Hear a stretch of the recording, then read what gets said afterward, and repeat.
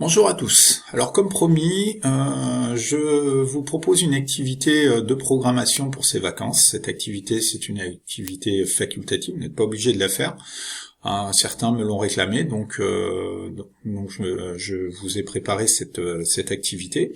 Alors, de quoi s'agit-il? Il s'agit de réaliser la programmation d'un jeu d'arcade. Ce jeu d'arcade s'appelle le Labyrinthe. Donc, c'est quoi le but du jeu? Le but du jeu, c'est d'atteindre le plus rapidement possible le donut, ici, en haut de l'écran, avec le lutin, sans se perdre dans le labyrinthe. Donc pour cela, qu'est-ce qu'il va falloir faire? Il va falloir déplacer avec les flèches du clavier votre petit lutin, sans toucher les parois. Parce que si vous touchez les murs du labyrinthe, vous aurez perdu. Et pour donner un peu de piment, à la fin, je vous demanderai de mettre un chronomètre. Ce qui fait que votre temps pour atteindre le donut sera chronométré. Alors si vous cliquez sur le lien, vous allez tomber, la programmation de ce Scratch va se faire en ligne, vous allez arriver sur cette page. Alors il se peut que cette page ne soit pas en français. Donc si elle n'est pas en français, vous allez ici et vous cliquez sur français si vous le trouvez, sinon vous cliquez sur anglais. D'accord. Alors me dites pas pourquoi. Ça sera English, d'accord. Et si vous cliquez sur English, eh bien, il est tout à fait possible qu'il se mette en français. Je pense qu'il y a un petit bug au niveau du logiciel. Alors moi, il me propose français, donc tout va bien.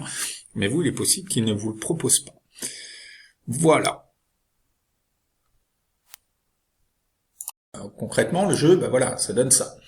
Vous aurez ce labyrinthe, le donut qui est là, le petit lutin qui est ici, le chronomètre qui est là.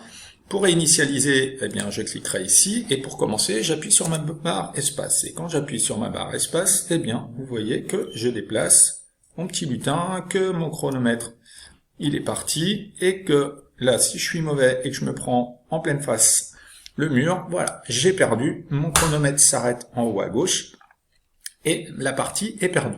Pour tout réinitialiser, tout recommencer, je clique ici, mon lutin revient au début, et je peux de nouveau jouer après avoir appuyé sur la barre espace qui va me permettre de déclencher mon jeu. Alors, vous, bien sûr, le jeu il n'est pas fait, c'est-à-dire que vous n'avez juste que le donut, le petit lutin, l'arrière-plan du jeu, et vous allez devoir tout programmer et tout construire. Alors, qu'est-ce que je vous donne? Je vous donne le début. Donc, si vous cliquez sur ce lien, voilà, vous allez avoir une page qui va charger le projet, et là, vous voyez des lignes de programme. Vous avez la touche espace et presser, répéter indéfiniment, voilà, vous avez la première ligne de programme ici. D'ailleurs, hop, je vais dupliquer cette ligne pour la remettre ici, voilà, comme ça, vous n'aurez pas besoin de le faire.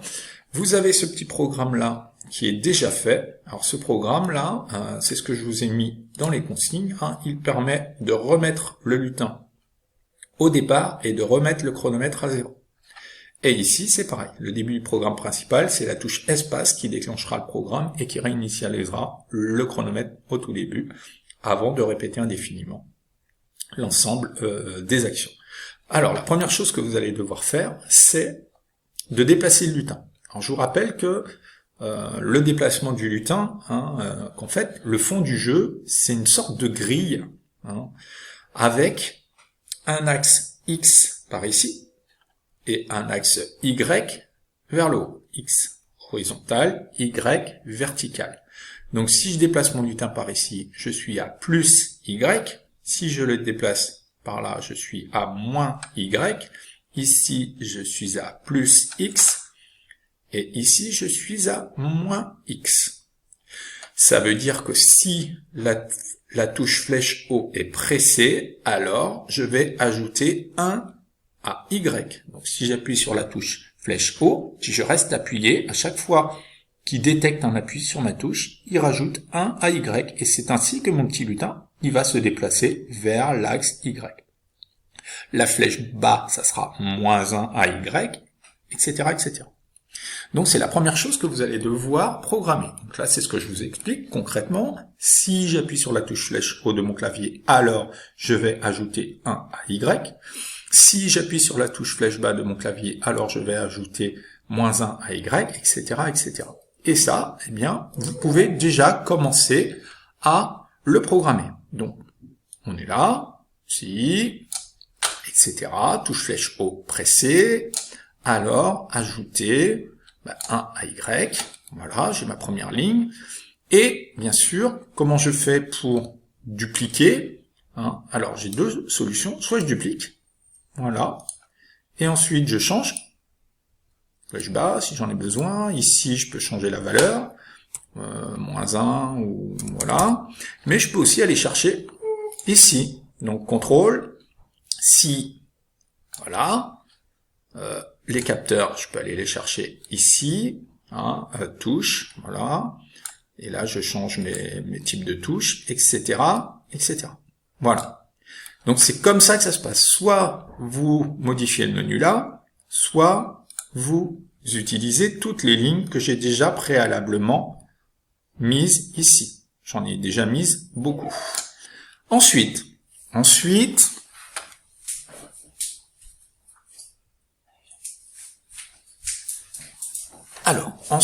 eh bien, qu'est-ce que je vais vous demander? Une fois que ça c'est fait, il va falloir d'arrêter de déplacer le lutin si je touche les bandes noires du labyrinthe. Donc, ça veut dire que si la couleur noire, elle est touchée, alors, eh bien, il va falloir mettre un message perdu, qui va apparaître pendant 2 secondes, et je vais stopper tout.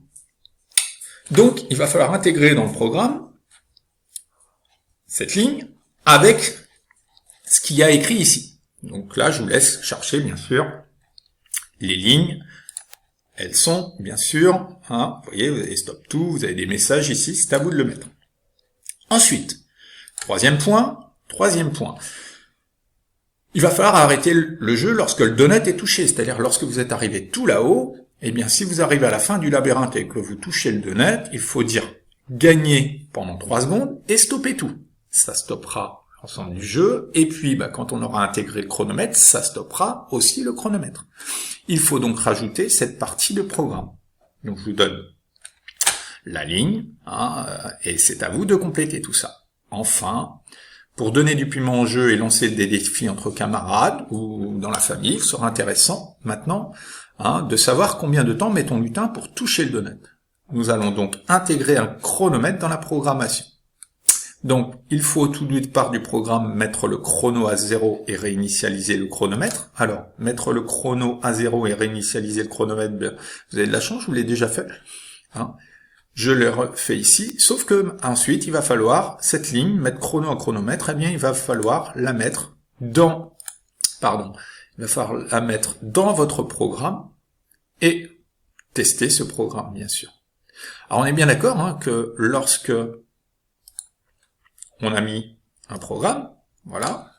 Donc là, par exemple, imaginez mon lutin, il est ici. Mon lutin, il est ici. Si je clique ici, hop, ça réinitialise bien mon lutin. Si je veux tester ma touche espace, je clique. Je vais déjà tester ça. C'est-à-dire, normalement, là, si j'appuie sur ma flèche haut, alors mon lutin, il va se déplacer vers le haut. Alors, j'essaye ça. Voilà, j'appuie sur ma flèche haut et je vois bien mon lutin qui se déplace vers le haut. Si j'appuie sur ma flèche bas, ça marche pas, forcément il n'est pas programmé. Si j'appuie sur la flèche droite, il n'est pas programmé, donc ça marche pas. Donc, dans tous les cas, ça va bien vers le haut. Alors là, il traverse les parois parce que là encore, je ne l'ai pas programmé jusqu'à maintenant. Donc j'espère que vous voyez bien ce que j'attends de votre part en termes de programmation. Lorsque vous aurez terminé le travail, alors vous pouvez bien sûr l'enregistrer ce travail. Donc pour l'enregistrer, vous faites fichier, sauvegarder sur votre ordinateur. Et ensuite, si vous voulez le retrouver rapidement, vous pouvez mettre sur le bureau par exemple de votre ordinateur, et vous l'enregistrez directement ici. D'accord ? Alors, une fois qu'il est enregistré, ça sera facile de le retrouver. Vous le retrouverez, vous double-cliquerez dessus, il se relancera. Et vous pouvez bien sûr y jouer, le tester à tout moment, quand vous mettez vos lignes de programme. Vous pouvez tester à tout moment votre jeu en ayant le contrôle du plein écran. Si vous cliquez ici, eh bien vous voyez que, si je clique sur ma flèche, je le réinitialise et je peux essayer de jouer. Alors là, bien sûr, si je clique sur mes flèches, ça ne fonctionne pas, étant donné que je n'ai strictement rien programmé, mais si vous avez commencé à programmer, eh bien, vous aurez votre jeu en plein écran et vous pourrez ainsi jouer à votre jeu. Pour revenir au mode programmation, eh bien, je clique ici. Voilà. Donc, c'est ici. Donc voilà. Donc, les lignes de programme, elles sont ici. C'est à vous en suivant bien sûr les consignes données, toutes les consignes qui sont données ici, de réaliser la programmation de ce labyrinthe. Allez, je vous souhaite bon courage et je vous dis à bientôt.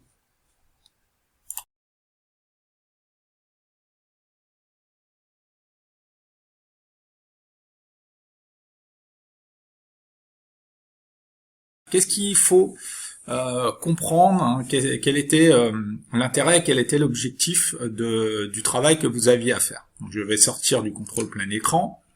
C'est ici qu'on met le contrôle plein écran. Ça vous évite de jouer sur cette petite surface-là. Vous pouvez bien sûr jouer en contrôle plein écran. Et il faut comprendre déjà comment est structuré l'arrière-plan ici sur Scratch. Alors, je vous ai fait une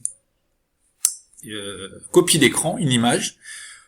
En fait, cet arrière-plan, c'est une grille avec deux axes, un axe X et un axe Y, ici. Alors ça, on l'a déjà vu, c'est pour ça que je vous le rappelle aussi. Alors, ici, on est au point, en gros, 0, 0, c'est-à-dire 0 en X, 0 en Y. Si je mets plus 1 en X, le plus 1, je vais me déplacer par ici. Plus 1 ou plus 10, ça dépend à la vitesse à laquelle je veux me déplacer. Donc le plus X, il est par ici. Le plus Y, il est par ici. Le moins X, il est par ici. C'est-à-dire lorsque je veux me déplacer sur la gauche, je me déplace de moins X.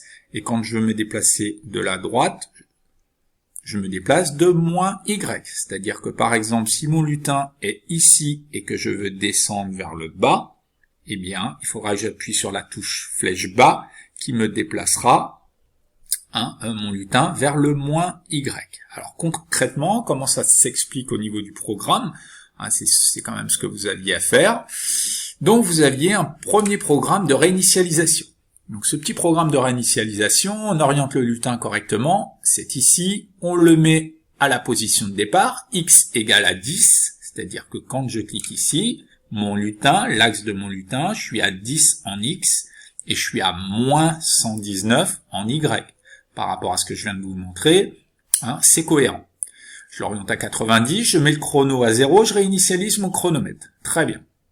Ensuite, quand je clique sur la barre espace, je réinitialise le chronomètre et je vais répéter indéfiniment un ensemble d'étapes. Alors, pour déplacer avec mes flèches, voilà les 4 conditions que je dois remplir, d'accord, pour pouvoir déplacer mon lutin. C'est-à-dire, si j'appuie sur la flèche haut, alors j'ajoute 1 à Y. Effectivement, si j'appuie sur ma flèche du haut, je veux le déplacer par ici, et donc j'ajoute 1 à chaque fois que j'appuie sur ma flèche haut. Alors si je reste appuyé, eh bien ça s'incrémente, c'est-à-dire ça fait 1, 1, 1, 1, 1, et donc c'est là que le lutin, vous le voyez bouger. Et ainsi de suite. Donc la flèche basse c'est moins 1 Y, la flèche droite c'est 1 à X, et la flèche gauche c'est moins 1 à X. Ensuite, le problème c'est que si vous n'aviez fait que cette programmation-là, vous n'auriez pas tenu compte du labyrinthe finalement, et votre lutin il aurait traversé les bandes noires. Ce qui fait que si la couleur noire est touchée, alors j'ai perdu et je stoppe tout. Et surtout, je ne réinitialise pas le chronomètre comme certains l'ont fait, sinon vous n'allez pas voir votre temps. D'accord ? Donc vous stoppez tout simplement. Et enfin, si vous arrivez à aller jusqu'au bout, c'est-à-dire si le donut est touché, alors je dis gagner pendant 3 secondes et je stoppe tout. Ça me permet d'avoir mon temps, et quand je cliquerai sur le bouton vert, ça me réinitialisera mon chronomètre. Tout ça, bien sûr, toutes ces lignes de programme, il faut les répéter indéfiniment. Et donc, il faut les mettre dans la boucle répétée indéfiniment.